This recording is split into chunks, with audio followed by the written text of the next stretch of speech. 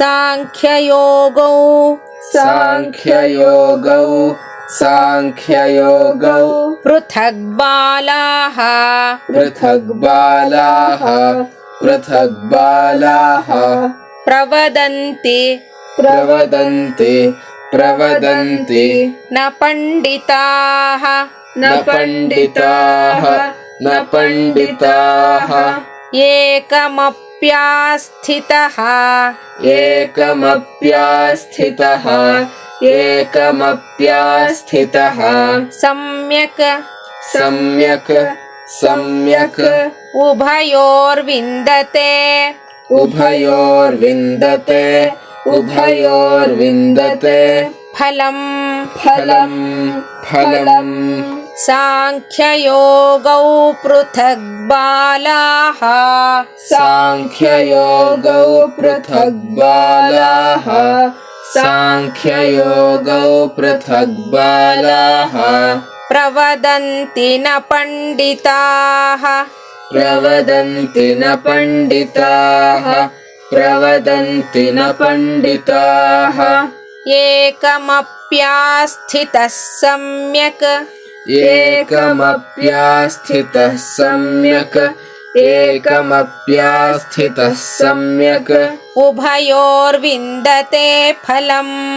ಉಭಯೋರ್ವಿಂದತೆ ಫಲಂ ಉಭಯೋರ್ವಿಂದತೆ ಫಲಂ ಸಾಂಖ್ಯಯೋಗೌ ಪೃಥಗ್ ಬಾಲಾಃ ಪ್ರವದಂತಿ ನ ಪಂಡಿತಾಃ ಸಾಂಖ್ಯಯೋಗೌ ಪೃಥಗ್ ಬಾಲಾಃ ಪ್ರವದಂತಿ ನ ಪಂಡಿತಾಃ ಸಾಂಖ್ಯಯೋಗೌ ಪೃಥಗ್ ಬಾಲಾಃ ಪ್ರವದಂತಿ ನ ಪಂಡಿತಾಃ ಏಕಮಪ್ಯಾಸ್ಥಿತಃ ಸಮ್ಯಗುಭಯೋರ್ವಿಂದತೆ ಫಲಂ ಏಕಮಪ್ಯಾಸ್ಥಿತಃ ಸಮ್ಯಗುಭಯೋರ್ವಿಂದತೆ ಫಲಂ ಏಕಮಪ್ಯಾಸ್ಥಿತಃ ಸಮ್ಯಗುಭಯೋರ್ವಿಂದತೆ ಫಲಂ ಸಾಂಖ್ಯಯೋಗೌ ಪೃಥಗ್ ಬಾಲಾಃ ಪ್ರವದಂತಿ ನ ಪಂಡಿತಾಃ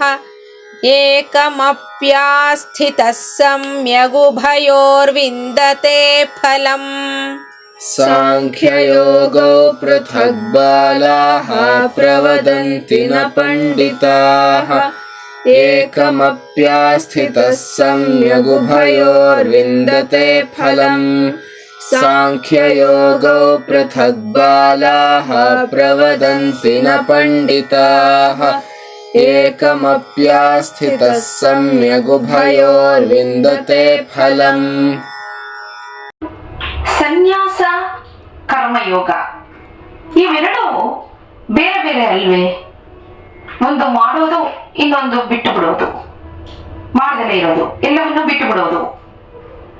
ಇದು ಬೇರೆ ಬೇರೆ ಅಲ್ವೇ ಅಂತ ಇಷ್ಟೊಂದು ಜನರು ಇದ್ರ ಬಗ್ಗೆ ಅವರ ಒಂದು ಇದೆರಡು ವಿರುದ್ಧವಾಗಿದೆ, ಆ ಫಲಗಳು ವಿರುದ್ಧವಾಗಿ ದೊರಕತ್ತೆ, ಪರಸ್ಪರ ವಿರೋಧ ಇದೆ ಅಂತ ಹೇಳ್ತಾರೆ.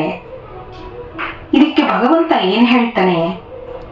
ಸಾಂಖ್ಯಯೋಗೋ ಪೃಥಕ್ ಬಾಲಾಃ ಪ್ರವದಂತಿ ನ ಪಂಡಿತಾಃ ಏಕಮಪ್ಯಾಸ್ಥಿತಃ ಸಮ್ಯಕ್ ಉಭಯೋರ್ ವಿಂದತೆ ಫಲಂ. ಆಚಾರ್ಯರು ಭಾಷ್ಯವನ್ನ ಬರೀತಾರೆ. ಸಾಂಖ್ಯಯೋಗೋ ಪೃಥಕ್ ವಿರುದ್ಧ ಭಿನ್ನ ಫಲೋ ಬಾಲಾಃ ಪ್ರವದಂತಿ ನ ಪಂಡಿತಾಃ ಪಂಡಿತಾಸ್ತು ಜ್ಞಾನಿನಃ ಏಕಂ ಫಲಂ ಅವಿರುದ್ಧಂ ಇಚ್ಛಂತಿ. ಕಥಂ? ಏಕೋಪಿ ಸಾಂಖ್ಯಯೋಗಯೋಃ ಸಮ್ಯಕ್ ಆಸ್ಥಿತಃ ಸಮ್ಯಕ್ ಅನುಷ್ಠಿತವಾನ್ ಇತ್ಯರ್ಥಃ. ಉಭಯೋಃ ವಿಂದತೆ ಫಲಂ ಉಭಯೋಃ ತದೇವ ಹಿ ನಿಶ್ರೇಯಸಂ ಫಲಂ ಅತಃ ನ ಫಲೆ ವಿರೋಧೋಸ್ತಿ.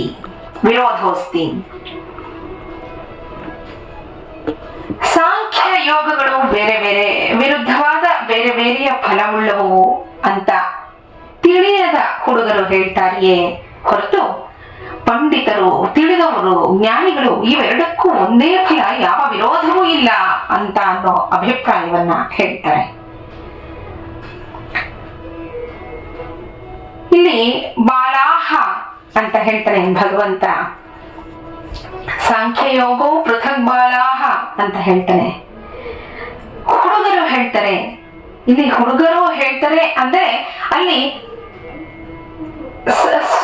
ಸ್ವಲ್ಪ ಮಟ್ಟಿಗೆ ಅವರು ತಿಳ್ಕೊಂಡಿರ್ತಾರೆ, ಅವ್ರಿಗೆ ಸಂಪೂರ್ಣ ಜ್ಞಾನ ಇರೋದಿಲ್ಲ ಅನ್ನೋ ರೀತಿಯಾಗಿ ತಗೊಂಡಿದ್ದಾನೆ ಅಂತ ಅನ್ಸತ್ತೆ ಭಗವಂತ. ಅದಕ್ಕೆ ಇವೆರಡು ಬೇರೆ ಬೇರೆಯಾಗಿವೆ. ಕರ್ಮ ಯೋಗ ಮತ್ತೆ ಕರ್ಮ ಸನ್ಯಾಸ ಎರಡು ಬೇರೆ ಬೇರೆಯಾಗಿದೆ, ವಿರುದ್ಧವಾದ ಬೇರೆ ಬೇರೆಯ ಫಲವನ್ನ ಕೊಡುತ್ತವೆ ಅಂತ ಹುಡುಗರು ಹೇಳ್ತಾರೆ. ಜ್ಞಾನಿಗಳು ಹೇಳೋದಿಲ್ಲ, ಪಂಡಿತರು ಹಾಗೆ ಹೇಳೋದಿಲ್ಲ ಅಂತಾನೆ. ಅದು ಹೇಗಂದ್ರೆ ಈ ಸಾಂಖ್ಯ ಯೋಗಗಳಲ್ಲಿ ಯಾವ್ದಾದ್ರೂ ಒಂದನ್ನ ಚೆನ್ನಾಗಿಟ್ಕೊಂಡಿದ್ರು, ಅಂದ್ರೆ ಯಾವ್ದಾದ್ರೂ ಒಂದನ್ನ ಸರಿಯಾಗಿ ನಡೆಸ್ತಿದ್ರು ಎರಡರ ಫಲವನ್ನೂ ಪಡಿತಾನೆ. ಇವೆರಡಕ್ಕೂ ಫಲ ಅದೇ, ಯಾವುದು? ಮೋಕ್ಷ. ಆದ್ರಿಂದ ಫಲದಲ್ಲಿ ಯಾವ ವಿರೋಧವೂ ಇರಲ್ಲ ಅಂತ ಹೇಳ್ತಾನೆ ಭಗವಂತ. ಯಾಕೆಂದ್ರೆ ಒಬ್ಬ ಜ್ಞಾನಿಯಾದವನು, ಒಬ್ಬ ಸನ್ಯಾಸಿ ಅಂದ್ರೆ ಜ್ಞಾನಿಯೇ, ಆ ಜ್ಞಾನಿಯಾದವನು ಅವನು ಮಾಡೋ ಪ್ರತಿಯೊಂದು ಕ್ರಿಯೆಯು ಈಶ್ವರಾರ್ಪಣ ಬುದ್ಧಿಯಿಂದಲೇ ಇರುತ್ತೆ. ಈಶ್ವರಾರ್ಪಣ ಬುದ್ಧಿ ಅಂದ್ರೆ ಅಲ್ಲಿ ಅವನು ತನಗೆ ಮತ್ತೆ ಪರಮಾತ್ಮನಿಗೆ ಭೇದವನ್ನೇ ನೋಡೋದಿಲ್ಲ. ಕರ್ಮಯೋಗಿ ಅವನು ಮಾಡೋದನ್ನೆಲ್ಲವನ್ನು ಪರಮಾತ್ಮನಿಗೆ ಬಿಡ್ತಾನೆ. ಅವನು ನಿತ್ಯ ಸನ್ಯಾಸಿ ಅಂತ ಹೇಳ್ತಾನೆ ಭಗವಂತ. ಯಾಕೆಂದ್ರೆ ಎಲ್ಲವನ್ನೂ ಬಿಟ್ಟಿರ್ತಾನೆ ಅವನಿಗೆ ಅಂತ ಅವನು ಯಾವುದು ಸ್ವಾರ್ಥವಾಗಿ ಯೋಚನೆ ಮಾಡೋದಿಲ್ಲ. ಅಂದಮೇಲೆ ಒಬ್ಬ ಜ್ಞಾನಿಯಾದವನು ಹಾಗೆ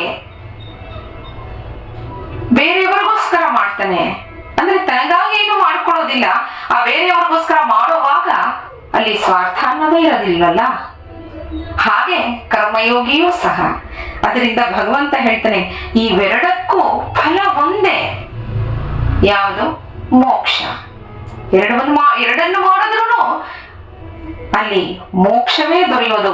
ಎರಡು ದಾರಿಯನ್ನ ಅನುಸರಿಸಿದ್ರು ಮುಟ್ಟೋದು ಒಂದೇ ಗುರಿಯನ್ನ ಅಂತ.